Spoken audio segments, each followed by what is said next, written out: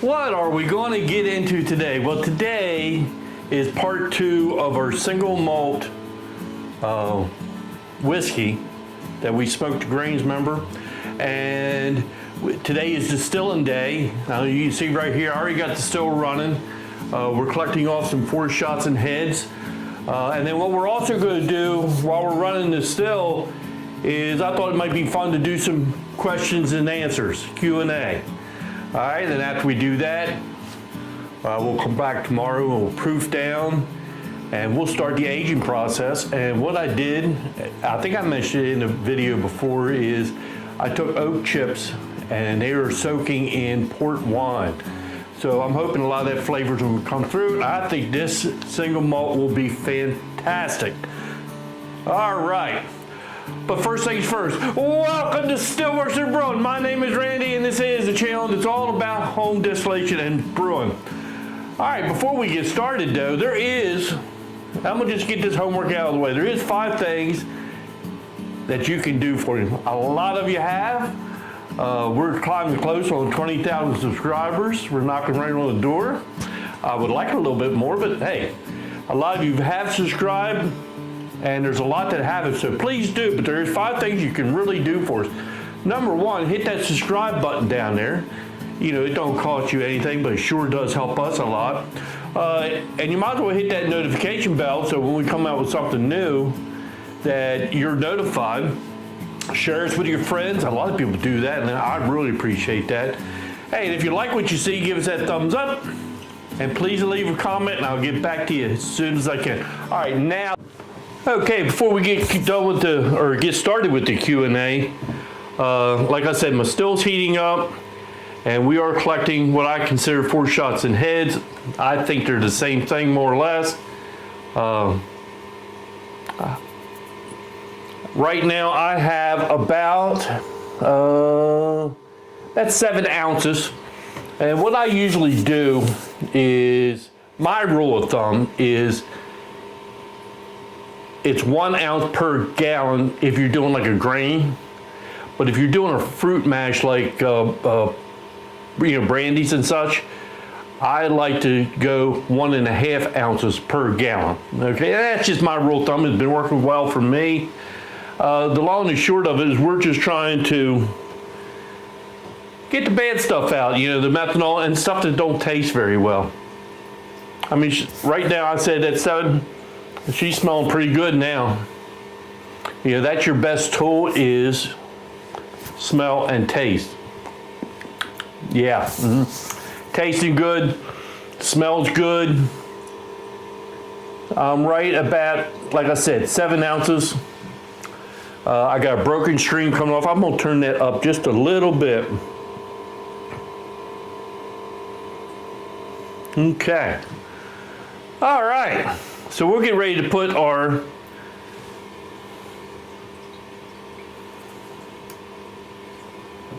so now my first jar, I put my first jar on, it's about half full. So let's go for a couple questions, all right? All right, the first question we got, and it's from Jeff, and it pertains to this. What flavor of wood pellets did I use? Well, at this time what I used, it was like a hickory hard blend. A hickory wood, a hardwood blend. It smelled pretty good. Hey, it's great on hamburgers too. Anyway, so that's what I use.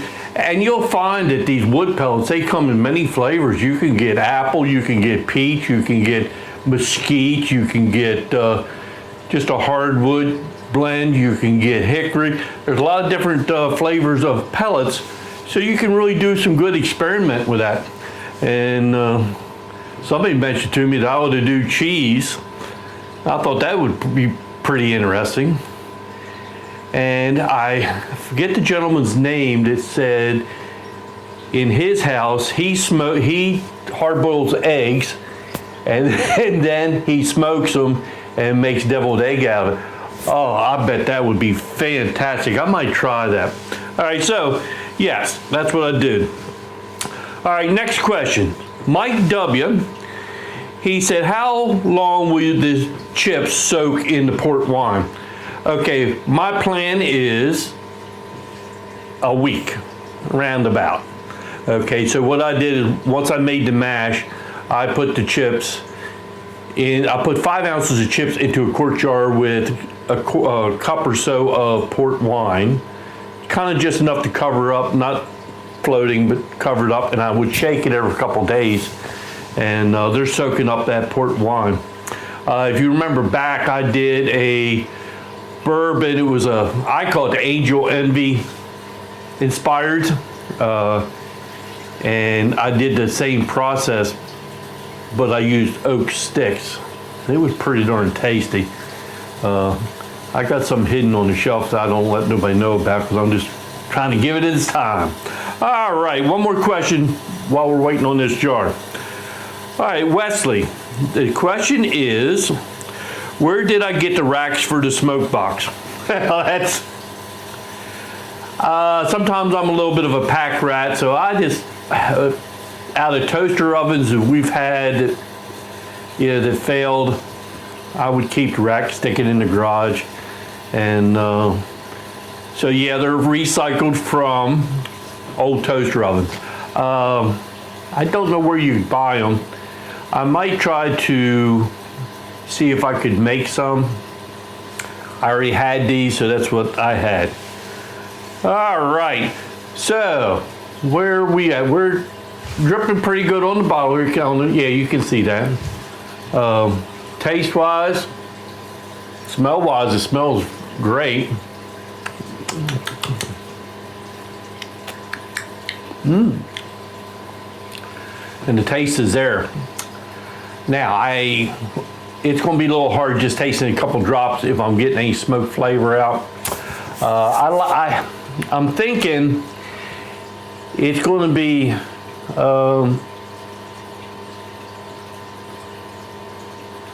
how do I put this? It will incorporate in the whole taste. I don't think you will get, pronounced smoke, but I think it will enhance the whole flavor of the whiskey, and that's what I'm hoping for. So we get ready to, well, probably about another 15 minutes, we'll swap this jar out. So let me double check some things and I'll be back. Okay, so it's time to change the jar. All right, I love that smell. Let's see what we got coming off the spout right now.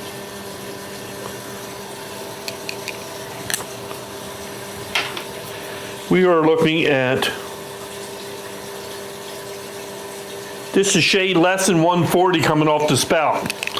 That's okay. All right, let's go ahead. Let's go for a couple more questions. All right, this next question is from somebody named Gearhead, and it's about stripping runs. All right, well, this is going to be like a broad answer. The purpose to me is for a stripping run is volume. So there's 3 ways you can do a stripping run. All right. Well, the first one is not really a stripping run. Like what I like to do is I call one and done. Okay. When I make, in my case, when I make a mash, usually it's 6 gallons. Okay. And I use an 8-gallon still, so that whole thing will fit into my still, and I run it once and I'm done. Okay. I like to run it slow. You can see it's running off pretty good there. All right, so that's a one and done. Okay, then the next thing you could do is 1.5 and done. So like say you had a 12-gallon mash, I could put, say 6 gallons in there and I could run it. And then say I could put, I could run, take that distillate that I got off of that and then empty the still out, fill the still back up, and then take that distillate and put it back into the next fill up, let's call it. And then they call that a 1.5 and done. All right, so like I said, I run it the first time, I take that distillate, and I just add it back to, empty the still, add it back to the next run, and then you'd be done. All right, so, and the last thing is, this is a real stripping run, is you run the still, you collect all your distillate, they're gonna be called low wines, and then you're gonna run as fast as hard as you can, just stripping that alcohol out, strip it out, strip it out, strip it out. And then what you will do is add it back, empty your still, for however many gallons of mash you have, collect all your low wines, then you add that back into a clean still, make sure it's proofed down below 40 ABV, and then you're going to do your spirit run. You run it low and slow and get good flavor out of that. I hope I answered that. All right. The next question is from Avery. Using an air still, do you still need to make cuts like 4-shot heads and hearts? Well, yes. Air still is just going to be like any other still. They are a little bit different. I've noticed like the distillate coming off here is cold because of the condenser. Ooh. And usually coming off an air still, they seem to be pretty warm. It's good. But you still need to collect a certain amount of heads and 4 shots, unless you're just redistilling. Sometimes I've made stuff and I used air still just to redistill it, and then you wouldn't have to if you've already got the heads off of it. I hope that's a good answer. All right, one more question, then we'll get back to collecting. And then, this is a good one. And this comes from a guy named The Thinker Man I Am. I like the name though, huh? And the question is, how many moles does it take to collect a jar of molasses? There's only one answer to that, a shitload. All right, so we will come back to some more questions. Let me collect some more up. I got a couple things to do, and then I'll be back. I got a lot going on here today. The next jar is just about done, so I'll swap it out in a couple minutes. But if you do notice, I don't know if you can see it over here. Let me move.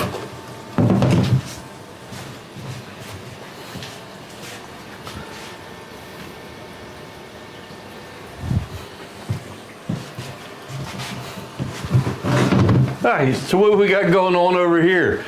Well, I've had a lot of requests for coffee moonshine that I made a while back. So for Thanksgiving, I'm making some coffee moonshine while this is going. So I got my sugar in there, and then I got my real strong coffee there, and we're gonna make some coffee moonshine. All right, so I think that it is, let me let this fill up, then we'll answer the last couple questions I got. Okay, so I'll be back. Just about time to change the jar. Let's see what we got coming off. Trying to roll away. Look.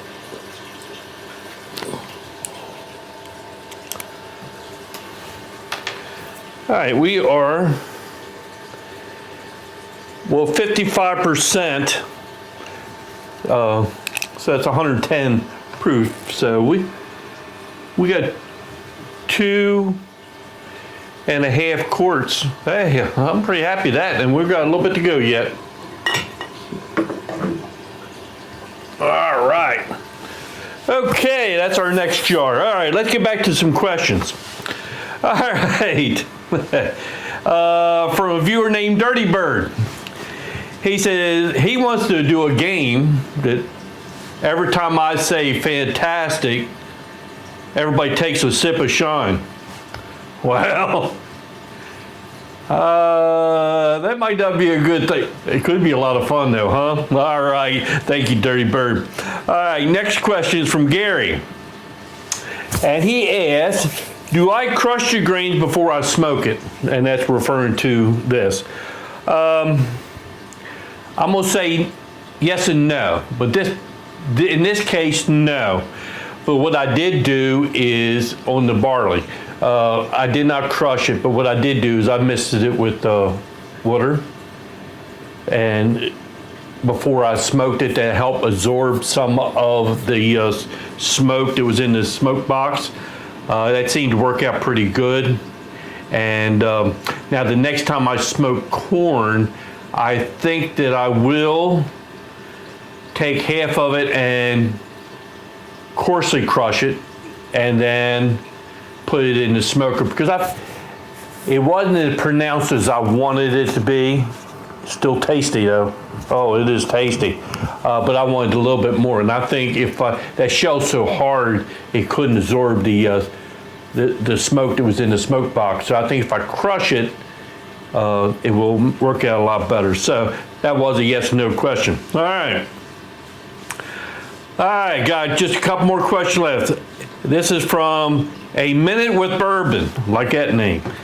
All right, what shine do I use when I'm making my moonshine ones, like this coffee moonshine here? Do I use corn or a sugar wash? I like a corn-based shine.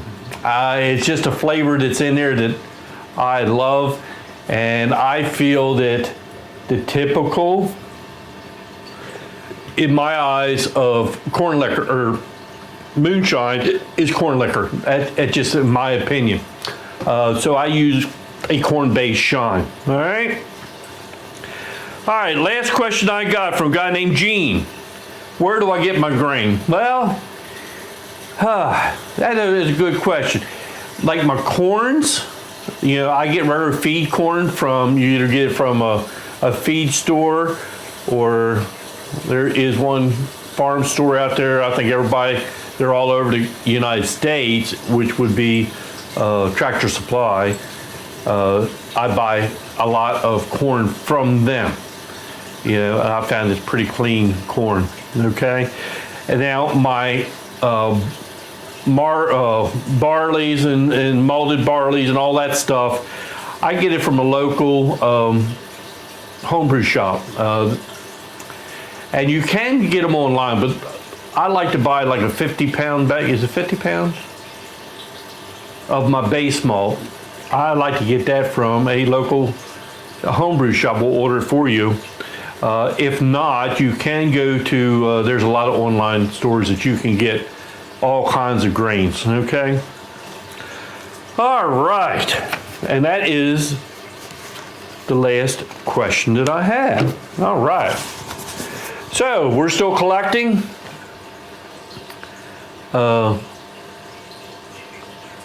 It probably won't be much more than this jar. Still crystal clear, smells good, tastes good. Over here I got some my coffee moonshine. It's actually cooling down now. I've already melted the sugar and all that stuff, so it just needs to cool off. What I may end up doing is going to give me a bag, a Ziploc baggie of ice, throw it in there. It will help cool it down a whole lot faster. Then I can finish that up. So it's a busy day out here in the brew house. All right. I'm really looking forward to this. And like I said, I'll leave this all open till tomorrow. I'll put some rings on it with some paper towels just to keep bugs out of it. And we will combine it together, proof it down, and then put it on the oak that I want, on that port wine oak. That's going to be fantastic. All right.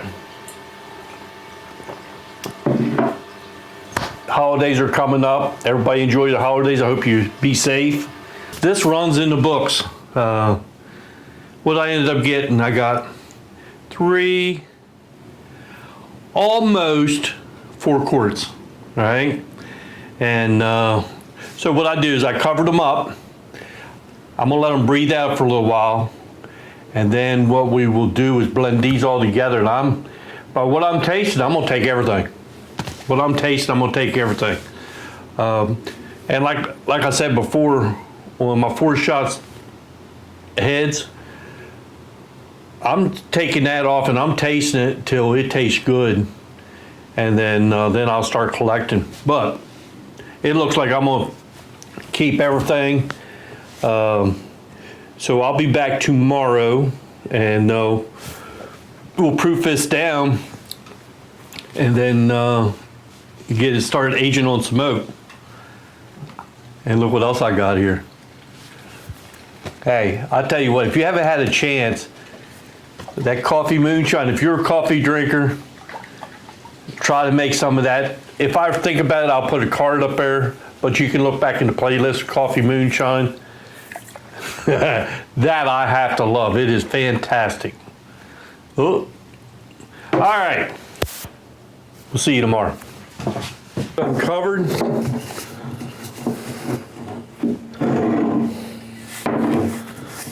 I do have a funny feeling that I'm going to use all of these. Of course, what they tasted like yesterday.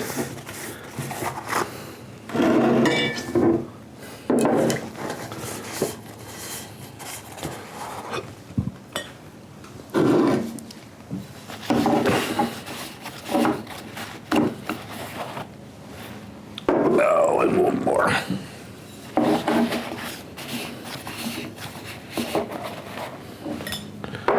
All right, let's get a little taste.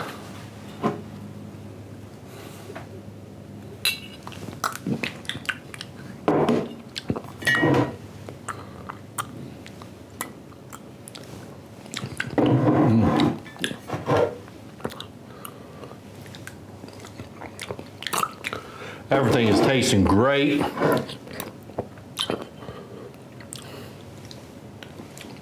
Ooh, getting hot.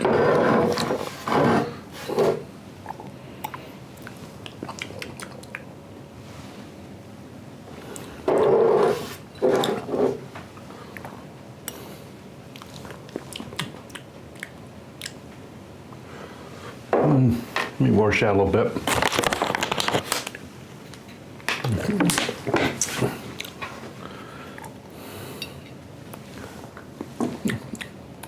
That's got some good, unique flavor to it.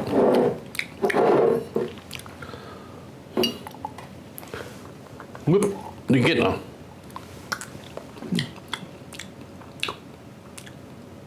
I think I'm gonna use everything. Everything tastes good.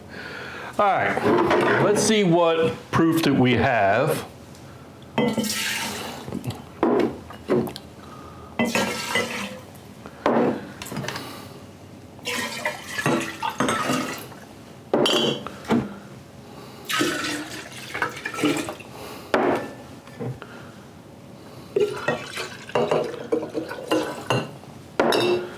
All right. Let me get rid of these jars out of our way.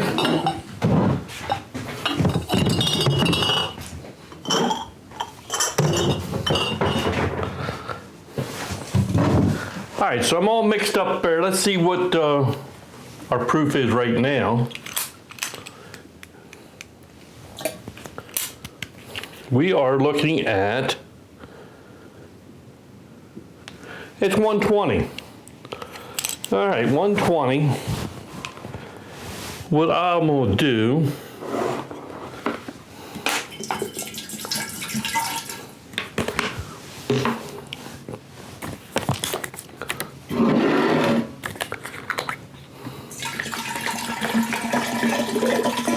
just a hair over bottle. That's what gets us pretty close. I would like somewhere around 90, I think.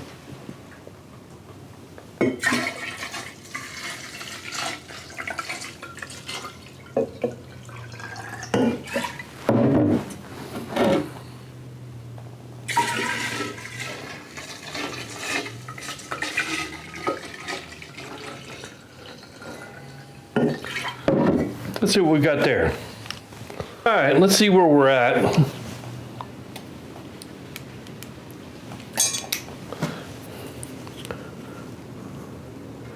Uh, 45, that's 90 proof. I'm gonna leave it right there. And what I'm gonna do is I'm gonna divide these two jars up to about equal.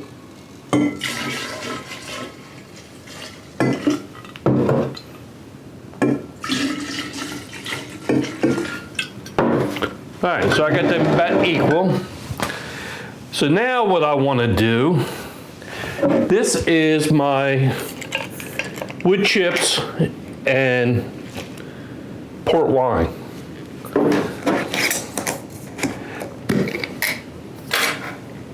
Ooh. I divided these chips up, and I'm gonna put one in each one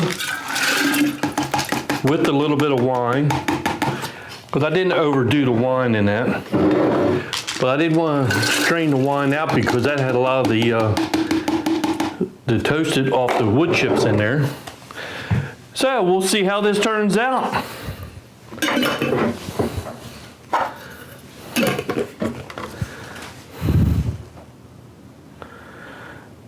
All right, so what we'll do is let that age for a while, and then we'll go from there.